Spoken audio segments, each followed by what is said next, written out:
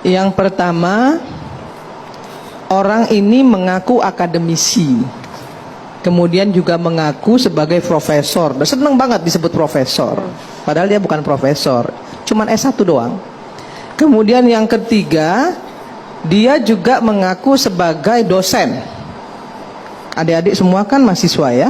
Jadi saya pikir kalau kalimat yang dilontarkan oleh seorang pendidik ya, yang mengaku ngajar di banyak universitas, nggak pantas ngomong seperti itu, karena itu mengajarkan kebodohan politik, bukan memberikan diskursus politik kepada mahasiswanya yang baik. Justru malah membuat mahasiswa Indonesia kalau ditangani oleh orang satu ini akan menjadi brutal. Yang kedua, tapi saya nggak heran saya kalau itu bisa keluar dari mulut seorang Rocky Gerung. Saya nggak heran. Kenapa saya nggak heran? Bayangkan, saya nggak tahu agamanya apa ya, karena dia nggak percaya dengan kitab suci. Kalau orang yang nggak percaya dengan kitab suci, artinya dia nggak percaya dengan agama. Kalau dia nggak percaya agama, kemudian dia pakai peci, kemudian mengutip-ngutip ayat-ayat suci Al-Quran, menurut saya itu memecah belah bangsa, memecah belah umat. Karena apa? Karena yang dikutip itu bukan untuk diimani. Al-Quran itu bukan diimani oleh Rocky Gerung, tapi dipakai alat untuk berdebat. Ini celaka ini umat Islam kalau begini.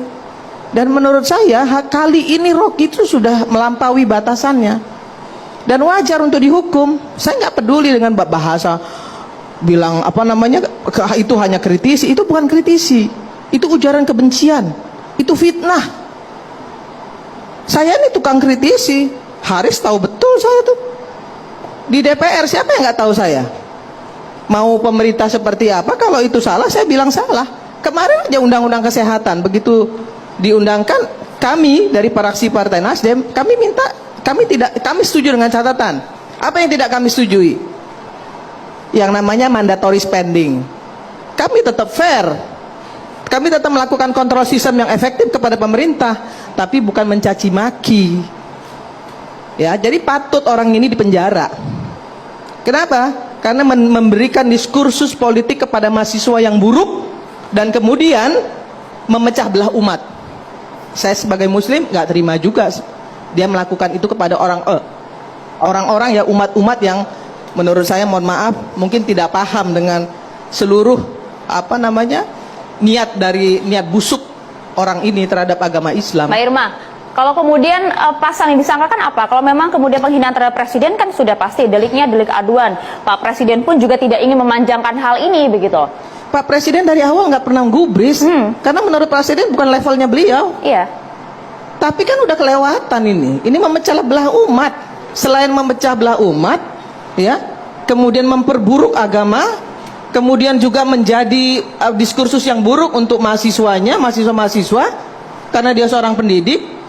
Dia bilang dia dosen, senang juga disebut profesor, tapi mengajarkan hal-hal buruk. Jadi kemudian dicari-cari pasalnya hingga semua pasal menurut saya semua pasal bisa digunakan untuk orang ini.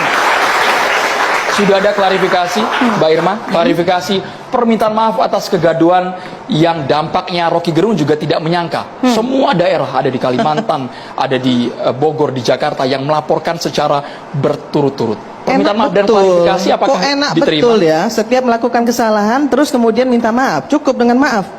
Kemudian akibat yang ditimbulkan seperti apa? Kita ini di tahun politik nggak pantas dia melakukan itu. Ya harusnya dalam kontestasi politik kita hari ini, yang harusnya kita sambut dengan riang gembira. Soal siapapun presiden nanti yang terpilih, ya kita dukung sama-sama dong. Kita harus fair, berikan diskursus yang baik itu kepada publik. Permintaan maaf tidak cukup ya, Mbak Irma? Iya, bukan malah selalu nggak fair juga ketika misalnya dia bilang bahwa dia melakukan kritisi. Kritisi seperti apa? Kritisi dungu, tolol, bajingan, itu yang diomongin. Itu bukan kritisi. Justru itu kedunguan dia untuk memecah belah bangsa Indonesia ini. Nggak pantas orang ini jadi akademisi.